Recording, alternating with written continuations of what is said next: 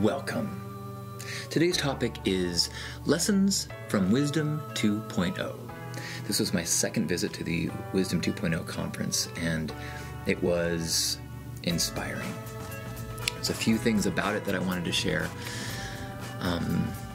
First was the impact of the people on me. And, you know, there's a bunch of reasons to go to a conference. You know, one is the lectures and presentations, and the other is the people that show up. It's kind of like, I love going to music festivals, and I don't consider Burning Man a music festival. Burning Man is a temporary city, but I do like going to music festivals, not because I like music that much, quite frankly, but because I like the people that are attracted to certain bands. So, you know, I can look at the lineup and not be like, oh man, I can't wait to see DJ Schruber-Bruber.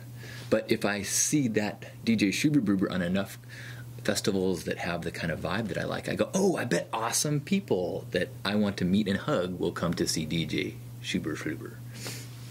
And it's a very similar thing with Wisdom 2.0. The people that are attracted to a conference that brings together the kind of speakers and topics is just unbelievable. And there's this kind of thread amongst the attendees that they've all got awakened hearts, and they all are letting their light shine and are being led by their inner light to some degree. Some people doing unbelievable things in the world. Some people just waking up to, you know, this inner voice. And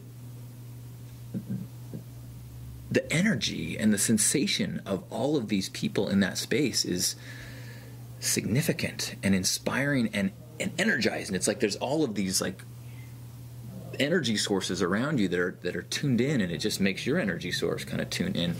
It is a very similar experience to what I feel with Hug Nation, and I get to share this time and this moment with people who are awakened-hearted people, and then it helps me to expand and awaken my heart. It's that vibrational kind of boost we give to each other. So that was the first thing that was just such an awesome impact. And I think I was more in tune with it this year than it was my first year. But it's such a gift to be able to share physical space with people at a high vibration. And I think that, you know, I know you've been to places, whether it's a concert of somebody that you really like, and you know the band broadcasts a certain amount of energy that charges you. But if it's a band that you like really resonate with, the people there do the exact same thing in varying degrees. So the second thing that was super impactful for me was the people on stage. And not everybody on stage, but I became very aware of the presence of certain people. John Kabat-Zinn, Jack Kornfield, Byron Katie, Pico Iyer, who I'd never heard of before. But these people had a presence that they shared from that was as if they were simply dropped onto the stage, they dipped their hand into the cosmic stream, and they shared what came out, which is a very different thing than someone who gives an awesome talk, who presents beautifully, who you know has awesome slides and has worked on their presentation, has the perfect wording, and is like very impactful. Like that's awesome too, and I learned from those talks.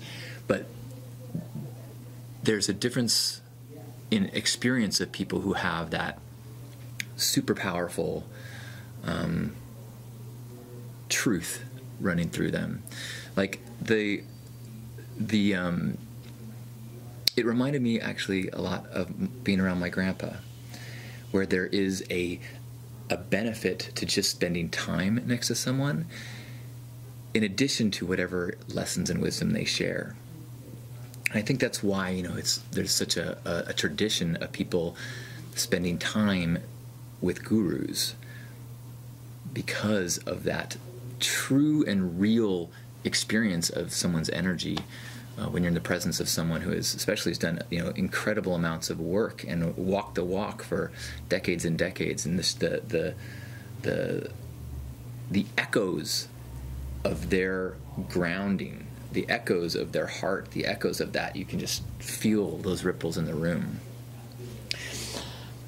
And the third thing I wanted to share was a specific class or lesson or a talk, actually a couple talks that focused on the idea of compassionate leadership. And so I saw a talk by the CEO of LinkedIn,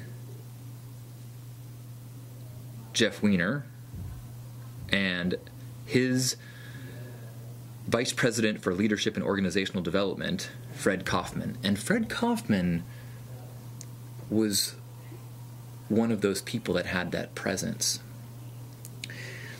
And Fred Kofman has written a book on conscious business, and I'd never heard of him, and I actually knew very little about LinkedIn as a business. I mean, I honestly thought LinkedIn was a place that you posted your resume, and since I haven't looked for a job in a long time, I didn't put much thought into it or energy into it, but there's a lot more happening there, and that's not the topic of this talk, but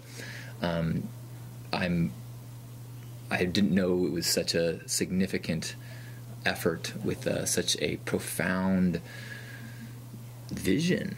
And so what they talked about was about this compassionate leadership. And it was super cool to see this guy Fred, who is also a very sophisticated economist, and so he's got this real academic and worldly understanding of economics that he then applies to these conscious principles and these conscious ways. And so he expressed some things in ways that just really just made me kind of like understand things that that's always kind of made sense, and oh my gosh, you just totally explained it. And I'll do my best to kind of share what I feel like I took away from that. And the big thing was that by looking at the huge part of it is being very clear on your vision and your mission, being very clear about what it is you're trying to do and where it is you're trying to go, and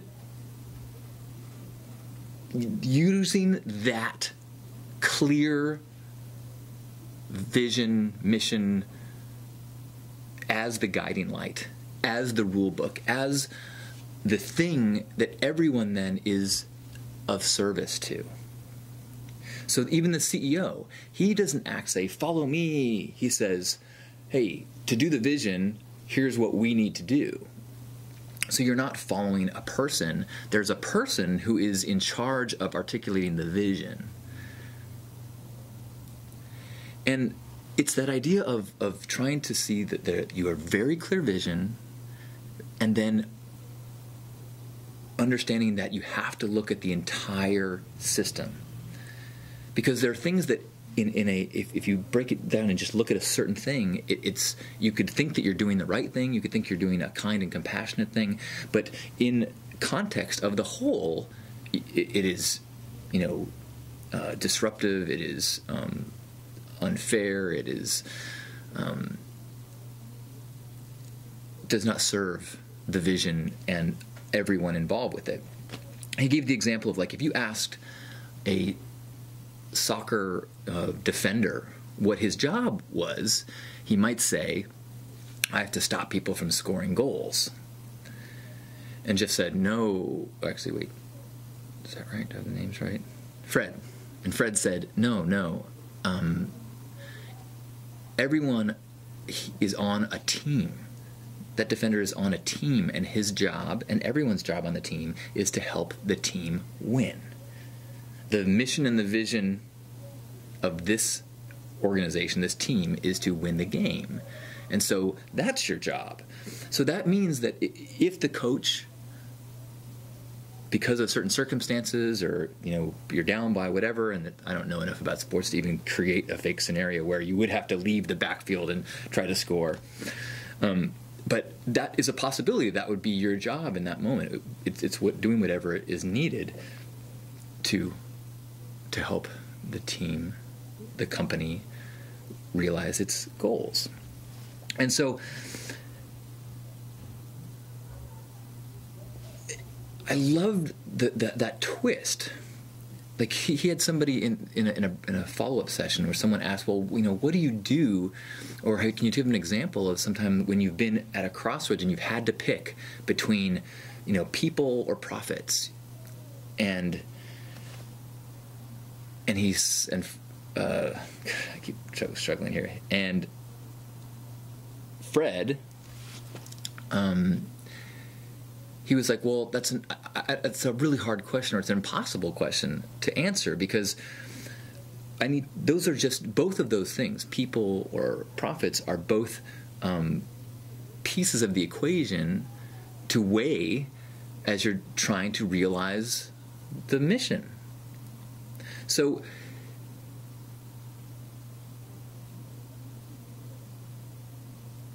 it may be the right thing to do to make less money, to make people happier for a long-term branding thing. Or it makes sense because, if you don't increase the revenue, you're going to have to let these people go, that you need to do whatever it takes to bring the revenue in that time. So it's taking a step back and looking at the entire system and the objective as a whole.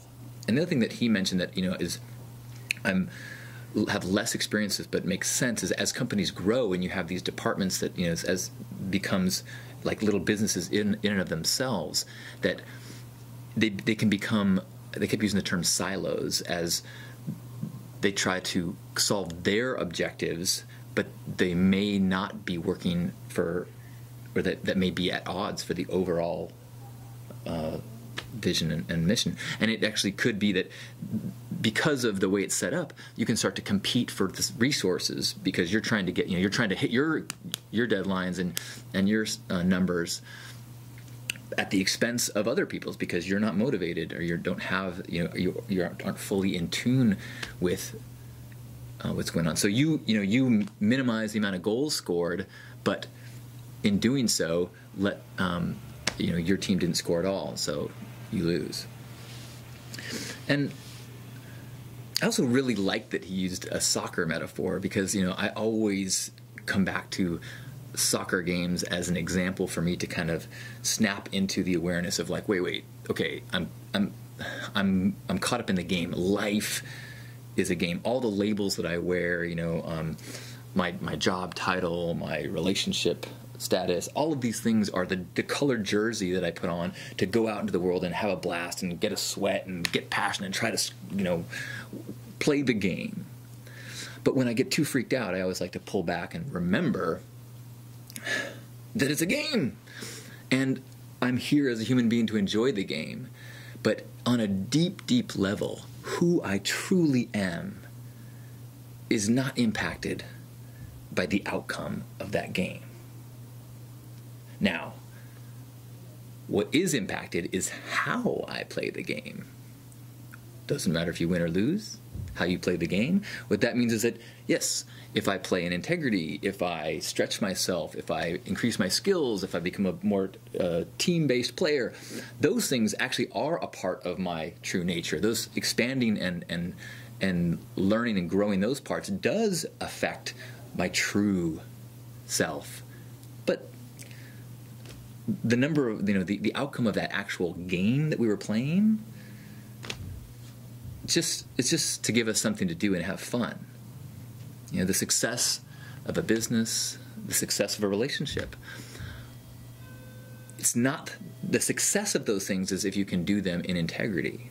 This whole thing has been a reminder of like the be present, have integrity, align with love. Right, and you do that in accordance, when you align with love, align with the mission or the values, or the mission or the vision, then you can do the exact same self-centering process in a corporate business setting. And it's just like, oh, that's what this is all like, affirming these things that right.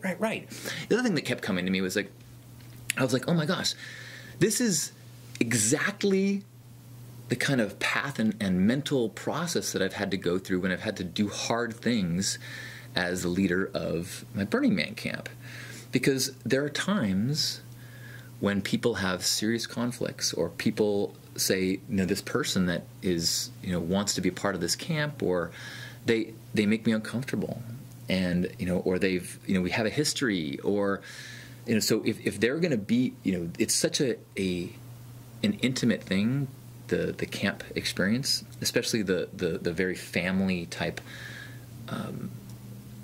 organization and structure and interactions that we try to cultivate, that sometimes I have to kick people out or say, no, I'm sorry, it's not going to work out. And there's that voice that says, the compassionate person would be nicer to them, be kind, be nice to them. But they were very clear in this talk. It's like, no, compassion doesn't mean, being stepped on. It means understanding the whole vision and then acting from love as a servant to the whole. And that is what has saved me in the past, too. Of going, okay, hey, this person, I'm going to hurt them. They're going to be hurt by the things that I need to say to them and I need to do here. But in doing so, I am protecting the rest of the mission, and I am creating a space that's sacred so that people feel comfortable opening up their hearts and being vulnerable and being loving, because they trust that I will protect that space. And if I don't protect that space, then everybody gets more guarded, and the whole vision and the whole mission is reduced. And I was like, oh, wow, this is exactly the same thing. This is why you can be a very compassionate person as you fire somebody. And that's why it's very important to be clear on the mission and the vision so that you don't make it personal. You can act as a leader in service to the mission if you're clear about it, and then it's just like, look, this is for the best. And I think that you have to have faith too that long term, if someone is not working, if someone is making other people uncomfortable, if someone is not doing a good job, if there's someone who's letting down the team, then the faith is they're in the wrong place.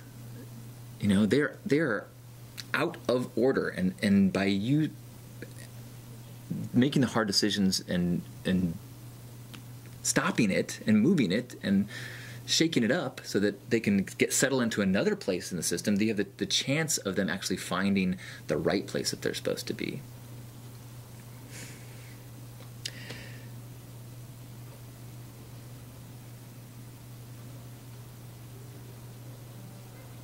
So, and I think that I've actually thought about and used a similar thought process anytime that I need the courage to do something that is not popular.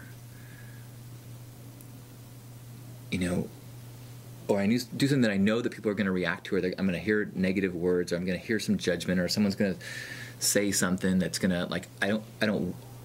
of course I don't want to be judged or called a fraud or called a sellout or one of those things. But if I feel like if my actions are in alignment with my values and my grand vision of what I think, how things should be, then as a servant to that vision,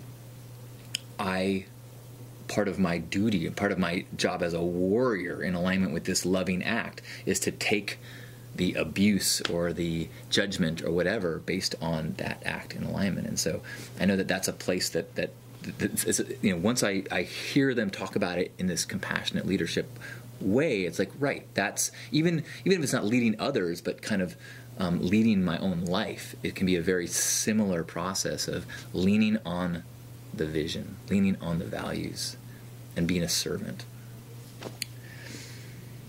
And so, just like the people in the conference helped me feel, my inner light, I want to also thank you. If you are listening, you are one of the heart-open people.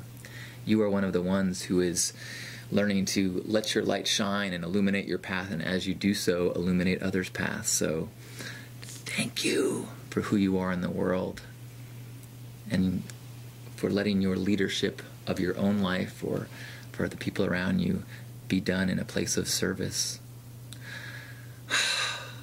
I love you. Let's have a hug. grab yourself by the shoulders. Oh.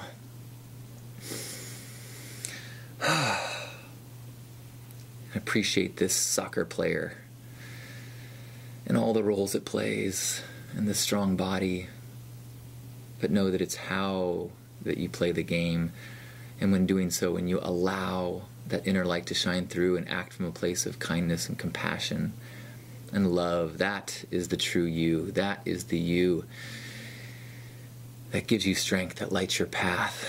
And so let's be that more and more. Let's let that shine through us more and more. Let's take 3 breaths from that place, just feeling that love flow through us. Ready?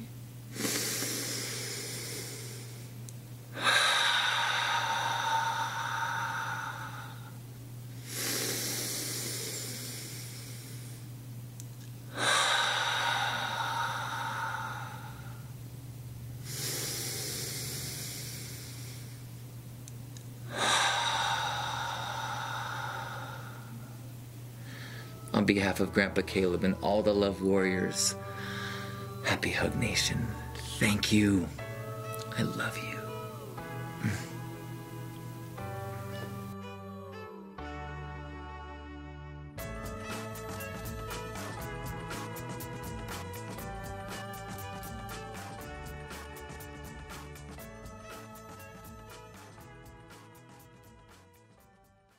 Oh, I forgot to mention about meeting Byron Katie.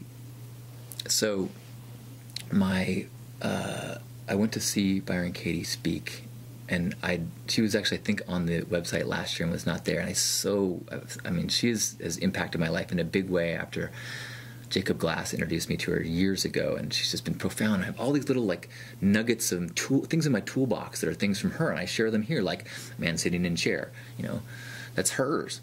And so these are like the hammers in my toolbox that I use over and over and over again. And so I went to go see her, and then I went to an after panel where she did the work on somebody, somebody from the audience that she just was asking people to answer from their worksheet, and then somebody goes, why don't you come up here? And she did the work with this guy, and it was unbelievable. It was like, he went from, I'm enraged at this person for cheating on me and trying to ruin my life, to like crying and going like, I cheated on them. I was dishonest with them, and like crazy turnaround as he went through it. I mean, it was flippin' beautiful. And then after that, she was outside the conference, and there was a bunch of people around her, like trying to like ask her little questions and get their picture taken with her. And so I'm like, oh my gosh! So I wait, and the circle, and it's kind of like there's not like a line, so it's like who knows how long it's going to be until you get a turn. And I was waiting, and then I was like, oh my gosh, I have my stuff in the front row on a chair in this panel that's right there, and like I don't want to be disrespectful and like not go to that panel or show up late. And I was like, oh, so I was waiting, and I was like, oh. And then finally I said, you know what, I'm going to let her be, and this is not, this is just not the right thing. I'm supposed to, the respectful thing would be to the right thing in this moment in integrity is not to get this photograph with Byron Katie that I want. So I go in, and I immediately start going, oh, I should have stayed out there. Oh. And I thought about it that night, and I was like, wow, cool. I have a thought that's causing me suffering that I can actually do the work with, and think about this and try to like let go of this negative thought that I keep having. And then the next day, on Sunday, I was coming out of a room, and she was walking by, and I was like, thank you so much. And she was like, oh, you're so welcome. I said, could I have a hug? And she said, oh. And she gives me a big hug, and then she goes back and holds my face against her, side of her, like so her ears right here, and she goes, oh, why wouldn't I? Why wouldn't I? And then I pulled away, and I put my hands on my heart, and I just said, thank you. And she looked me in the eyes, and she was like, you're welcome. It was so awesome. Oh, no, and I took a picture with her, too. And I said, can I take a picture? She said, sure. And it's really dark, and, but it was a cool little cherry on the top of that Wisdom Sunday. So thank you, Byron and Katie, for all your work, and thank you for the hug, and thank you for spending a few moments with me. It meant a lot.